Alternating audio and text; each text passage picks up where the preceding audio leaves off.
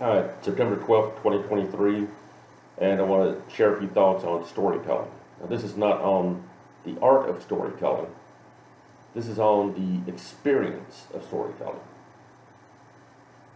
I believe that when a person tells a story about a personal experience, they relive that experience to some small degree.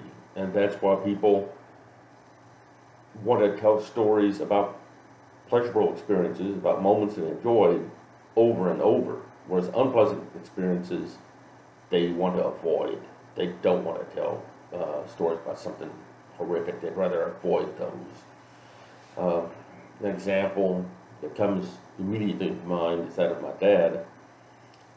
He had been on a ship that was sunk in the Philippines during the Second World War.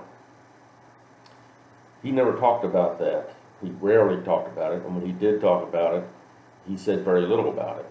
My mother, known him for 57 years, by the time he passed away in 2006, and she said he spoke very rarely about it. When he did, he said very little. The only time I saw him speak about it at length was when the crew of the ship that rescued him out of floating in Subic Bay for over 4 hours in waters that were covered in oil and flaming oil. They invited him to the reunion, and he was happy to go. They were the only people he knew from that time. See, he'd been on a crew, an Atlantic craft support ship that had a crew of about 40, and he was one of only 2 people that survived that night when 3 suicide boats rammed into him while they were on station in Subic Bay. This is 1944. But he told that story. It's the only time I heard him tell it at length. And to me, it seemed like, he told it calmly and clearly. It wasn't emotional. But also, when I think back on it, I think it was something of a relief for him to tell that story, particularly to a group of men who could understand, who had shared the same experience and knew what it was like. And to any of the rest of us, I can tell you from having spent 10 years in the Navy myself, unless you've been in the service, you really can't completely comprehend the experience. And so there's a lot of times when I would tell a story, or I want to tell a story, I can tell it to my family, but it requires a lot of explanation. Other times, if I tell a story to someone who's also been in the Navy, or at least in the military of some type, I can be open with them. I can tell it freely, easily, because they understand where I'm coming from. We have the same basic shared experiences in many ways. But as regards storytelling, I think it's because of this process of storytelling is so intimate to us. It's so psychologically woven into our minds. I'm struggling with a way to put it. That when we tell a story that we've experienced, then we relive that to some degree, maybe to a small degree. Like you consider actually going through the experience as 100% into the experience, and that's living it the first time through. When you tell a story about it later, then maybe you just relive it to say 1%, 2%, I guess, in comparison. You don't relive the entire thing. You just relive the memories, but you still relive it to a degree. I think this is. I don't know anybody who has post-traumatic stress disorder. I've heard about it, read about it. But from what I know of it, it seems to me that these poor souls are actually reliving the same nightmare that they experienced the first time around. And so this is an example, maybe an extreme example of what I'm talking about, how when you tell a story, you relive it. Or sometimes you don't even have to tell it, you just relive it. But in any case, so what this has to do with writing is that when you communicate, you are trying to take those ideas, those emotions, and those feelings, and get those ideas, emotions, and feelings to form in the mind of the other person, so they experience that same experience as much as possible as you did.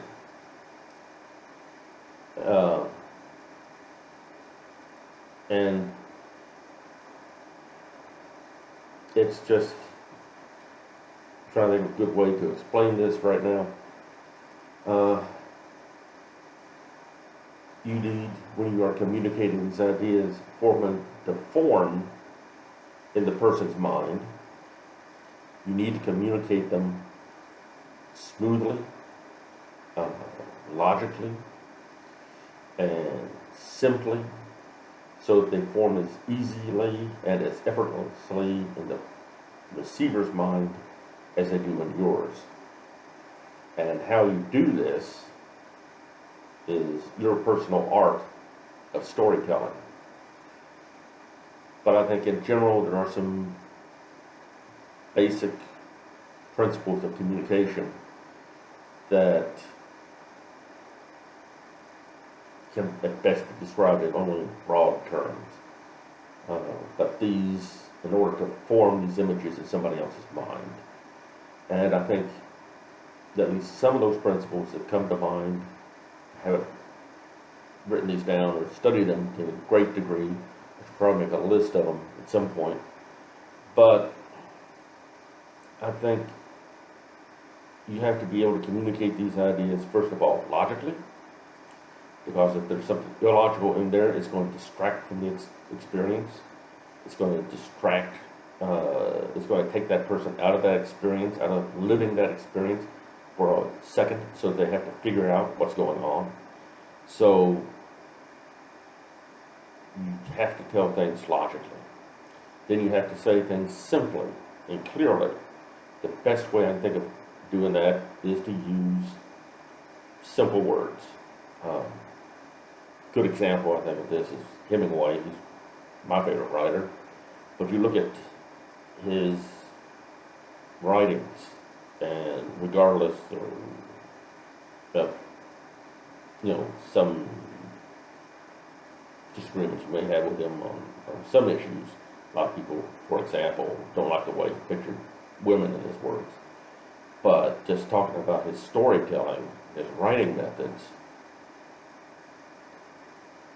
he used very simple words. He never used a word that would send a person to a dictionary to look it up, unlike a lot of other writers.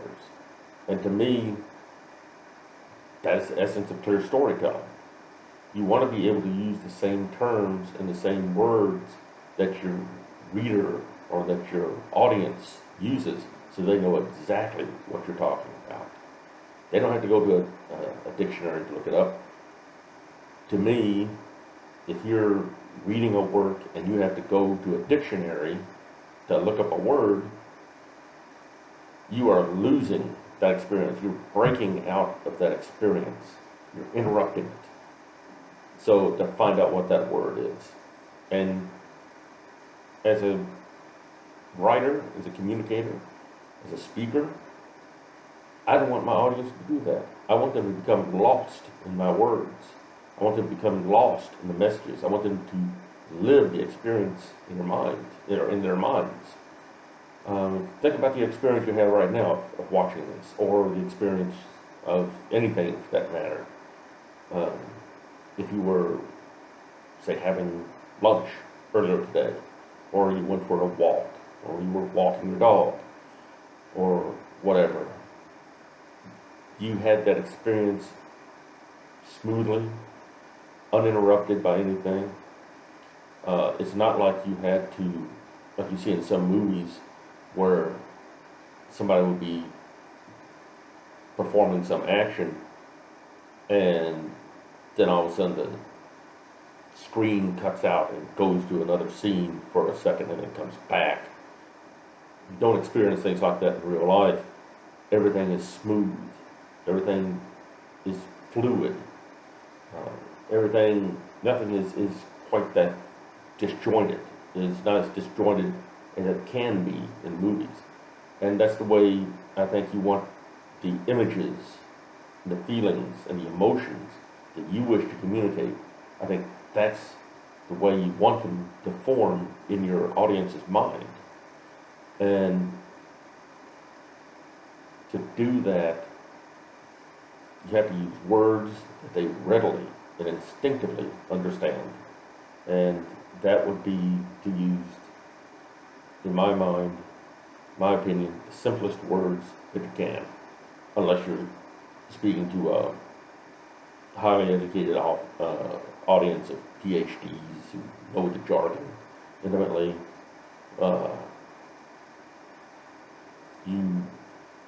If you're going to communicate to the greatest mass of people and get the greatest audience possible, you have to use the words that are most common, that everyone can understand, and that way you can get your ideas across. So I've said that you have to form your ideas logically. You have to use simple language to do them. I think your thoughts, when you're forming these ideas in your story, forming these images, I think they need to be fluid and lead smoothly from one place to another. Of course, you can use put breaks and jump from scene to scene in a novel or in a story, just like you would in a movie. But it needs, and how you go about this, I don't know if there's any real answer, but you need to use your best judgment in how to make it go smoothly and fluidly. And let's see, I think, I've got a few little notes here that I wanted to, so I wouldn't forget. I think I probably forgot half of them already. And that I've already mentioned. You see, this is an example of where I'm breaking the fluid nature of my talk, and I'm interrupting it to read these notes. You don't want your audience to look at this in your story or in your novel, whatever it becomes. But let's see, as I go on giving you an example of what I don't want you to do.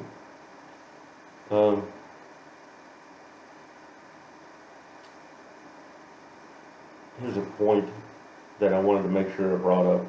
Now, isn't a great story one you can become easily lost in, as if you're living vicariously in your own mind?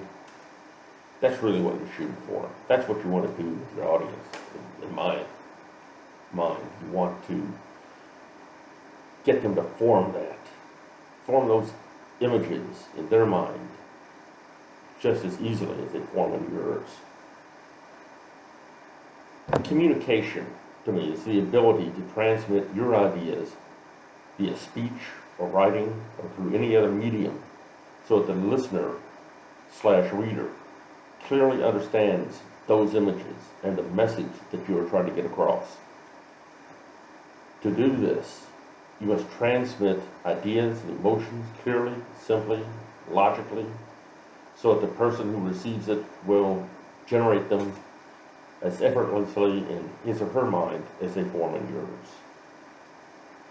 When we write or speak, we are not just transmitting words. We are forming experiences in the mind of the audience. And we want those experiences that we're generating in our audience's mind to form as easily and quickly as if we are experiencing them ourselves. Granted, a novel, sometimes you need, a lot of times you may need to jump around scene to scene, story to story, uh, whatever it is to explain the entire situation. But in general, in whatever moment you have in that story, you want it to be smooth, logical, easily understood. Um, and really, when you think about it, how the individual writer forms these experiences in the audience's mind is the art of writing.